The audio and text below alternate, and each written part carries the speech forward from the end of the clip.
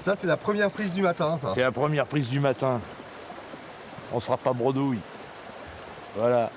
Une truite arc-en-ciel et un sourire qui vaut beaucoup pour ces passionnés. Dès l'aurore, et malgré une bruine persistante, aucun n'aurait manqué cette ouverture de la pêche qui lance la saison. C'est une tradition. Qu'est-ce qui vous anime pour venir Ah ben c'est la passion de la pêche. Puis être au grand air, ça fait du bien. Voilà. même sous la pluie? Ah oui, même sous la pluie. Quand on est un mordu, bon, eh bien, le temps ne nous empêche pas justement d'aller à notre passion. Et bien sûr, même si ça ne mord pas et même si on est tributaire un peu du temps, il n'empêche que eh bien, on aime ce moment. Et à chacun sa technique et ses appâts. Verron, sauterelles, mouches, tous les insectes. Hein.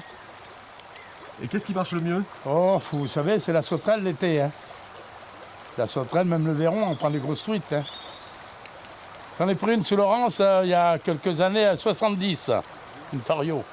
Mais ici, peu de chance de trouver une truite fario sauvage. C'est sa cousine arc-en-ciel qui a été lâchée cette semaine. On a procédé à beaucoup d'empoisonnement en truites portions, les truites arc-en-ciel, essentiellement sur les parcours de loisirs du département. Ce sont des parcours en rivière, faciles d'accès, ouverts à tout le monde, petits et grands, jeunes, moins jeunes. Voilà. 1600 kilos de truites d'élevage ont servi à l'empoisonnement de 14 étangs et autant de cours d'eau. Pour tenter de pêcher une fario, il faut par exemple se rendre sur la Couze et trouver celui à la fois humble et ambitieux qui tente de pêcher cette truite sauvage. Un poisson qui se mérite déjà.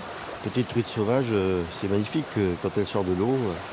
Aujourd'hui, la belle s'est fait désirer, mais la saison ne fait que commencer.